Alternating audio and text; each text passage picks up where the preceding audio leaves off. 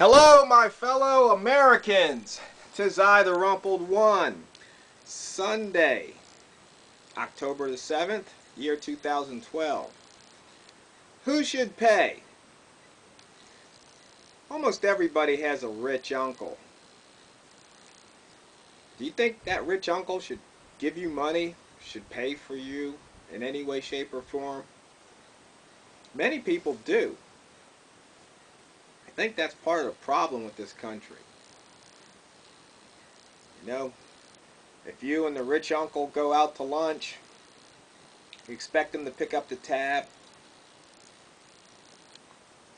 or maybe your kids need something, or you need something, your car breaks down, or getting a little behind in the bills, and think your rich uncle should just give you some money because he could afford it. Oh, he's a rich uncle, he's got lots of money. Well, if you have those thoughts, you need to look at yourself in the mirror and go, where's that come from? Think about that. Where does that thought come from? Where did you learn that thought, that way of thinking?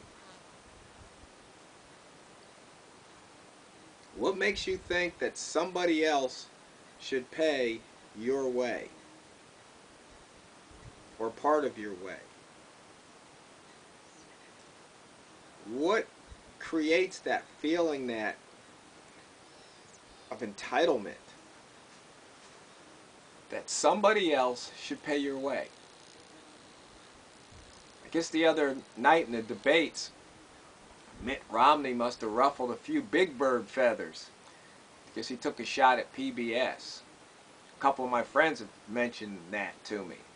I watched the debate on YouTube yesterday, Saturday. But I think Mitt's got a point. It's about time people quit looking at others for handouts. I was at the gun club and they were talking about it. I said, the way it is like, if you think you need health care, would you bring in the government bullies and have them round us up and make us all reach in our pocket and pull out money so you can have health care? Is that what you think's right? Because that's what you're doing essentially. You're forcing other people to pay your way. The idea of rights and entitlements, something got really twisted. I don't know where, why, when, but somewhere, I guess during my lifetime, that thought got twisted. I mean, most people who were born in the 50s, early 60s,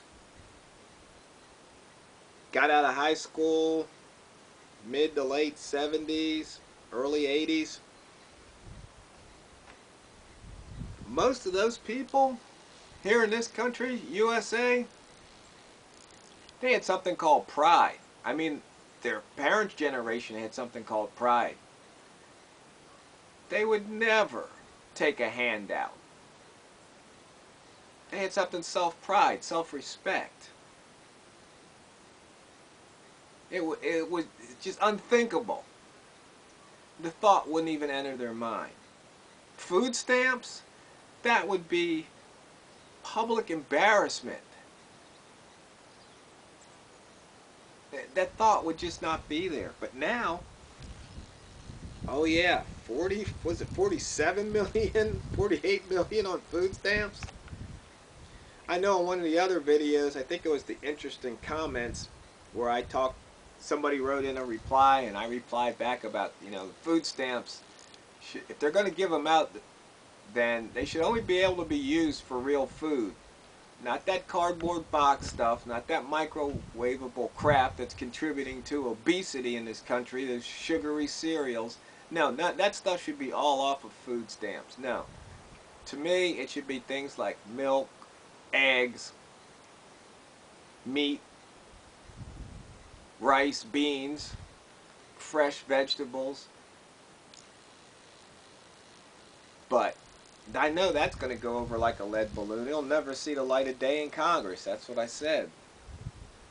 But I bet there's some of you probably agree with me. And somebody else had an idea. Says, you know, you start with food stamps and every month the amount you get goes down just a little bit.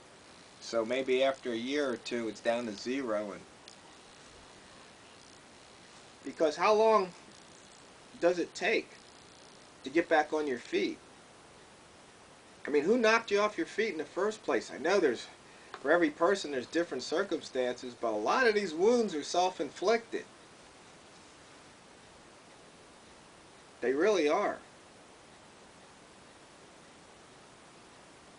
Now, I'm not talking to anybody in particular about anybody in particular. Just making a general point here. Because something's wrong. You know it. I know it. But it's the attitude of the people. Somewhere these values got lost.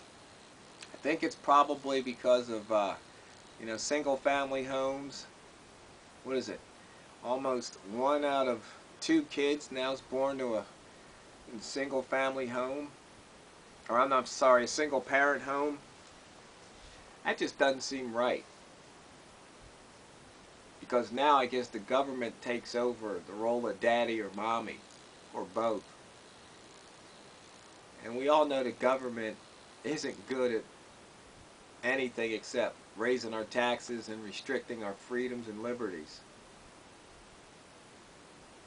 Sad state of affairs. And of course these politicians, they use our money, i.e. taxes, they kick this political football around, and meanwhile we get screwed. You look at these charts, like, you know, my Congressman DeFazio had up there about the tax rates. All of them were too high. When you think about it, why should you have to pay almost half of your money to taxes? I don't care how much you make. It's just not right. That's my opinion on it. What's your opinion? Somewhere along the same?